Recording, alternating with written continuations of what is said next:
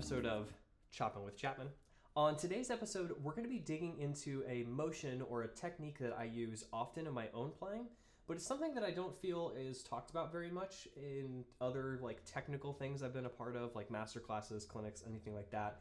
I don't believe it's mentioned anywhere in the method of movement. So it's something I've experimented with over the years and started to incorporate into my own playing. Don't feel like it's necessary for you, but I know I've found it very helpful, so hopefully it will be helpful for you as well. And this idea is the idea of push-pull. And I'll kind of break down what I mean when I say push-pull and how we can apply that to different motions around the keyboard. So for me, push-pull is a very specific type of shifting that occurs anytime that I need multiple notes in one hand that are split across the registers between the naturals and the accidentals, right?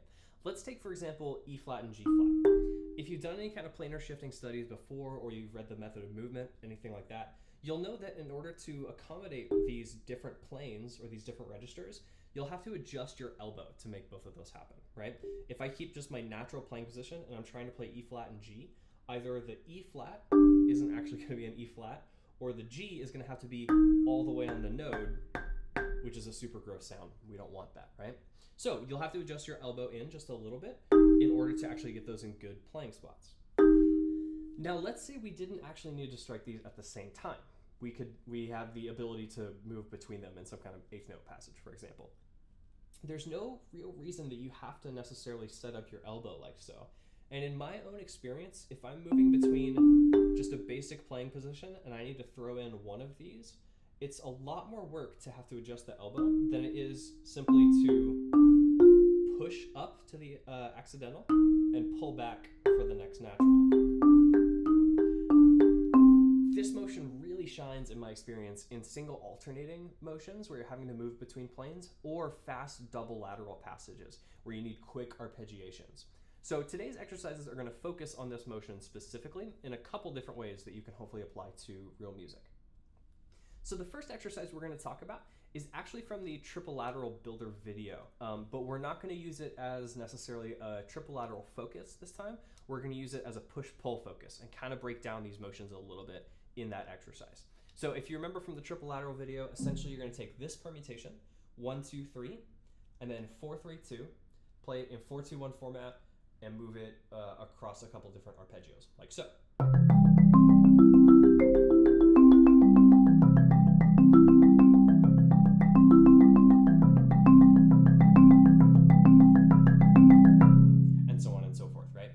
Now you're going to say, but Robert, that didn't include any push-pull motions at all, so why are we talking about this? And you're exactly right, until we start to apply it to different keys. So let's take D major, for example, right? The next one up. It's absolutely possible to set up each one of your intervals across these as if you were going to play them as quadruple stops, and just simply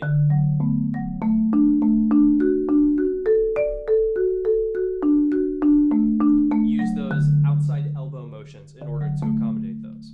However, I would argue that it's a lot more efficient and a lot easier to simply just push up to the accidentals and pull back from them as needed. So, spend some time working on this exercise in other keys, focusing on really slowly pushing up for these accidentals, trying to keep your mallets in the same horizontal plane, and then pulling back as needed.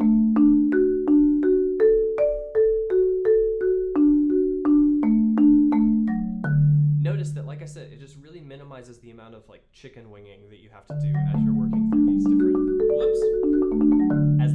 different keys.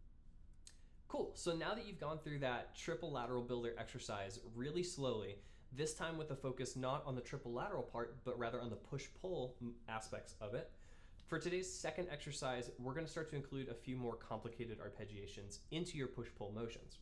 So what we're going to do to start is super simple. We're going to take a C major 7 chord, which is C, E, G, B, right? And we're going to move that up an inversion each time we get through the permutation 1, 2, 3, 4, like so. 1, 2, 3, 4, 1, 2, 3, 4, 1, 2, 3, 4, 1, 2, 3, 4, 1, 2, 3, 4, 4. Notice this is really similar to what we talked about in the very first episode of Choppin with Chapman, But this time we're going to include some more, because it includes the 7th, we have some more complicated motions that we have to contend with as we get to other keys. The exercise will be the same in reverse, starting on mallet 4.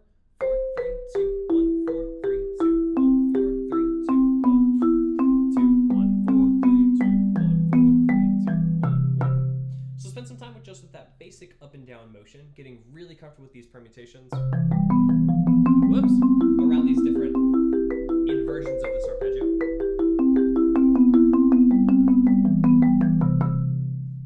Now again, you might be saying, Robert, there's no push-pull here.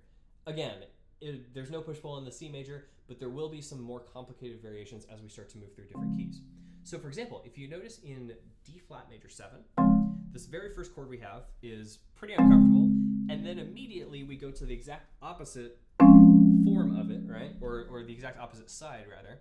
I have to be positioned to the left, and then immediately after, I have to be positioned to the right.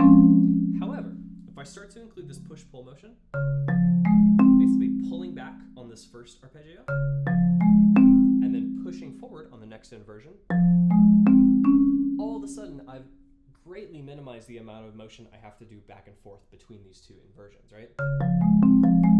I can stay in the same place around the keyboard without having to shift to the left or right, and still, whoops, play most of the right notes.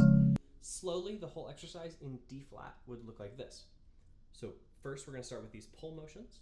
Pull, then push, then pull, then push, then pull, then push, and then same thing in reverse, pulling back, then pushing forward, then pulling back, pushing forward, pulling back. Again, you'll notice that my body didn't really have to move, even though we're playing these really uncomfortable shifts around the keyboard, yeah? So it just minimizes the amount of horizontal motion that you have to do by incorporating a little bit of lateral motion. Great, so once you've worked through that basic exercise and as many keys and as many different chords as you can think of, the last exercise we're going to talk about today is a really simple triplet-based exercise that's just going to focus on motions in individual hands. So the previous two were incorporating both hands, working through some different arpeggios. For this one, we're just going to keep a single hand focus. So you find if you're struggling with the first two, break this one down and get comfortable with one single hand before you worry about putting them together. So the first thing you're going to do is you're going to play, starting with mallet 4, you're going to play C up top, and then we're going to walk down the arpeggio, the major arpeggio, with this kind of pattern. So C, E, G, C. Try just that much first. 1, La, Li, 2. 1, La, Li, 2, right? The second half of this, you're going to do the exact same thing, but just in reverse. So starting on the lower C, C, G, E, C. Again in triplets. So 1, La, Li, 2, La, Li, 3, La, Li, 4, La, Li, 1, La, Li, 2, and so on and so forth. That basic motion just gets us comfortable no longer with double laterals, but now we're incorporating some single alternating motions into this as well. So just like before, C major isn't going to include any push-pull motions, but as soon as we get to other keys, starting with D flat, for example, notice that the very first thing you have is a pull back to the F, and then a push forward to the A flat.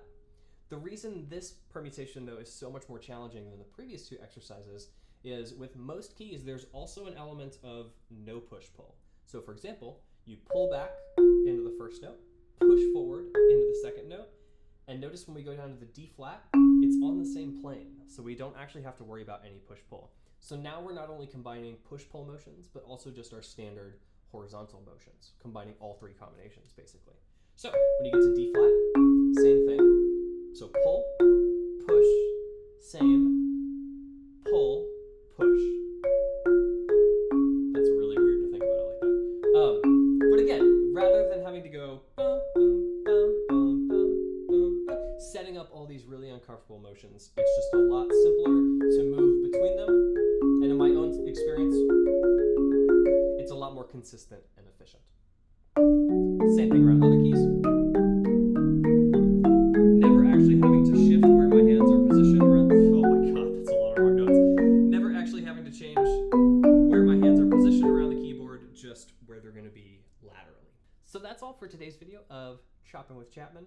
There were fewer exercises this week than there have been in past weeks, and that's just so you can really isolate these different push-pull motions, this lateral motion that you may have not worked on before, and just make sure that that's really solidified before getting into some more complicated variations.